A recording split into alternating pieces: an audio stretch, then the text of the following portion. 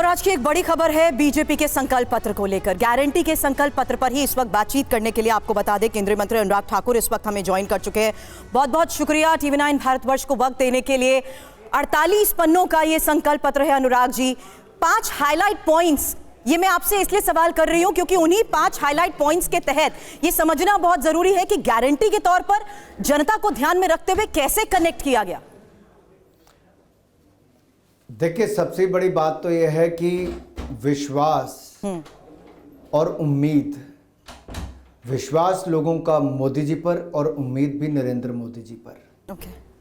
मोदी की गारंटी यानी कि पूरा होने की गारंटी।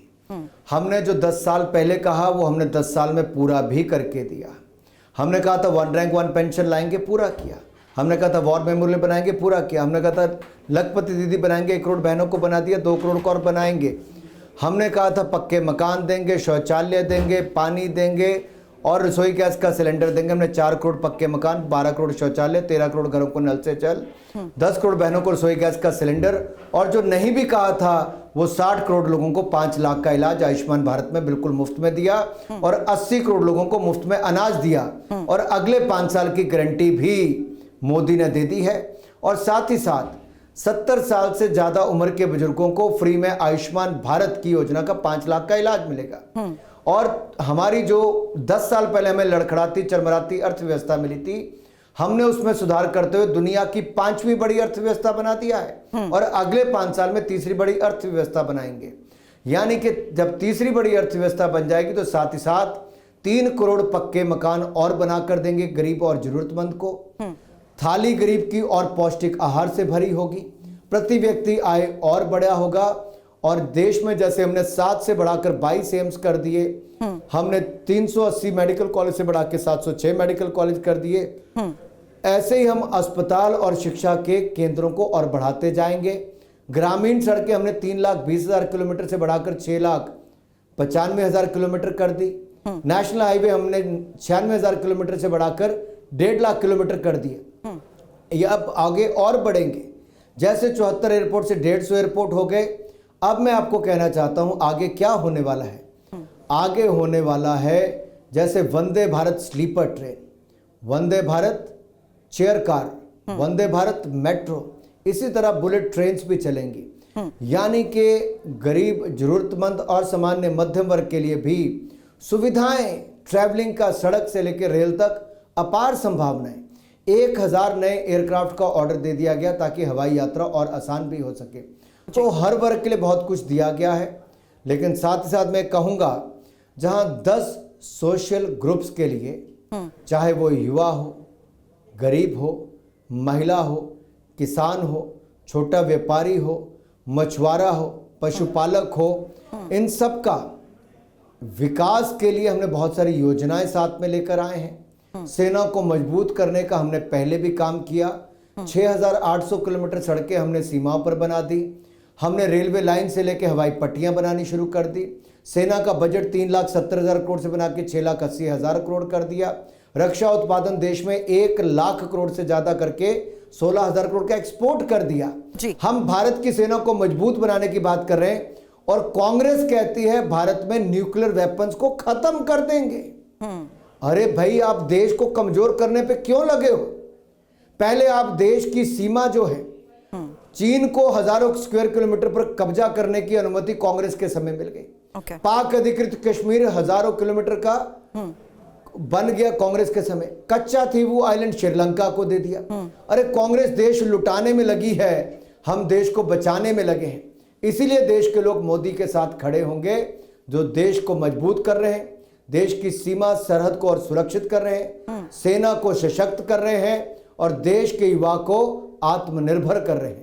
अनुराग सर, इन तमाम फैक्ट्स फाइंडिंग्स के बीच जिस तरीके से तथ्य सामने देश के सामने रखे जा रहे हैं, आखिर क्यों बेरोजगारी, रोजगार, किसान की आय और शिक्षा जैसे मुद्दों को लेकर भी अभी भी घेराव किया जा रहा है? क्योंकि यहाँ तो विपक्ष सवाल उठा रहा है, इन्हीं मुद्दों के आधार पर सवाल उठा रहा है और ये कह रहा है कि रोजगार को लेकर जहां 10 करोड़ मैन्युफैक्चरिंग सेक्टर में वादा किया था रोजगार का, वो घट गया। स्किल इंडिया की बात कर रहे हैं कि सिर्फ 25 लाख स्टूडेंट्स को ही रोजगार मिला है पढ़ाई के बाद। देखिए, क्योंकि विपक्ष का काम है झूठ बोलना। मैं तो विपक्ष के लिए इतना ही कहूँगा, विशेष तौर पर कांग्रेस के लिए, धोखेबाज हो, वायदा करके भूल जाते हो और फिर हाथ मलते रह जाते हो। सुरभि जी, कांग्रेस ने आज तक जो वायदे किए वो कभी पूरे नहीं किए, लेकिन मोदी ने जो कहा वो करके दिखाया। भाजपा ने जो आज से 60 साल पहले भी कहा था वो भी अब पूरा करके दिखाया।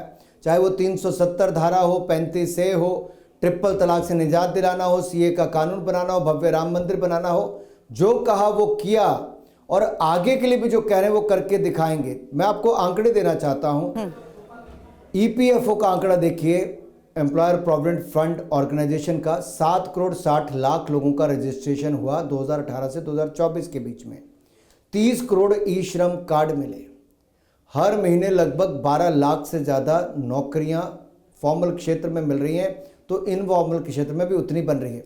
43 करोड़ मुद्रा लोन मिले, यानी कि कम से कम एक को भी गिनोगे अपने पांव पे खड़ा हो तो उतने स्वरोजगार मिले। इसलिए कांग्रेस को मैं बताना चाहता हूं, इनके समय जो लोन लेना, क्या बैंक का खाता खुलाना मुश्किल था, आज 51 करोड़ बैंक खाते भी खुल गए, 43 करोड़ लोन भी मिल गए और अब आगे के लिए जो 10 लाख लोन मिलता था उसको भी 20 लाख करने की गारंटी मोदी ने दे दी है।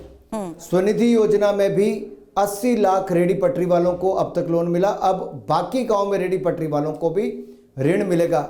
विश्वकर्मा योजना में भी 1.5 करोड़ से ज्यादा लोगों ने अपने आप को रजिस्टर कराया, जो 18 तरह के अलग अलग काम हैं, चाहे मोची का काम है, सिलाई का इसका टेलर का काम है, बाल काटने का काम है, मिस्त्री का काम है, कारपेंटरी का काम है, इन सब में इसमें आपको प्रशिक्षण भी और पैसा भी मिलेगा।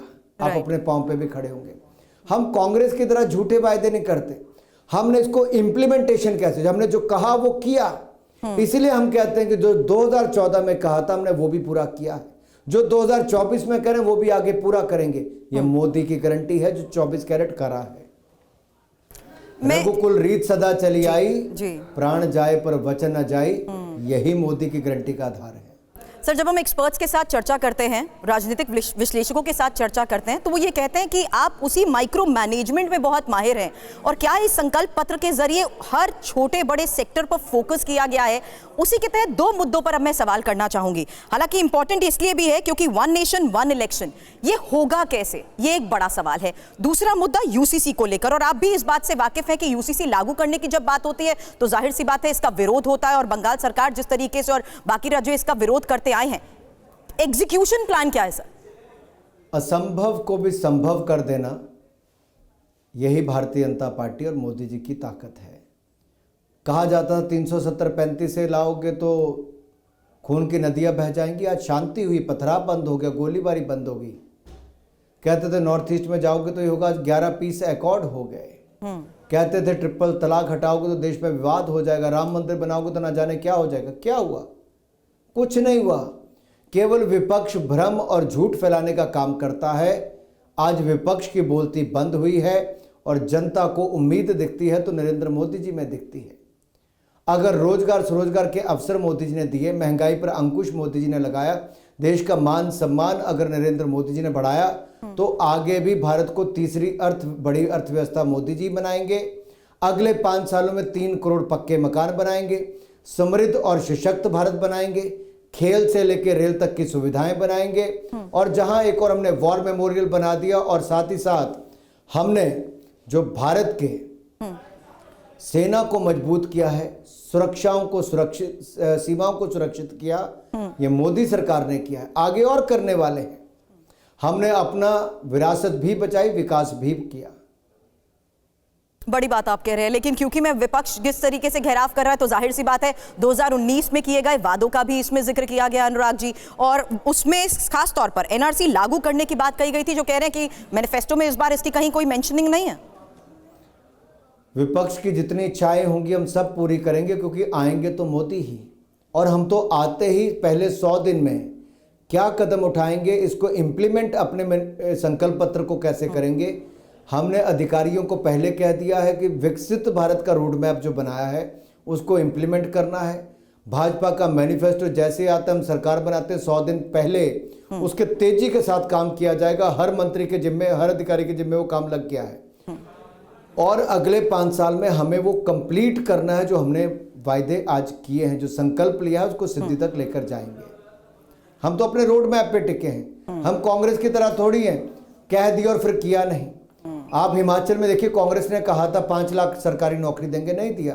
कहा था 2 रुपये किलो गोबर, 100 रुपये लीटर दूध खरीदेंगे, नहीं खरीदा।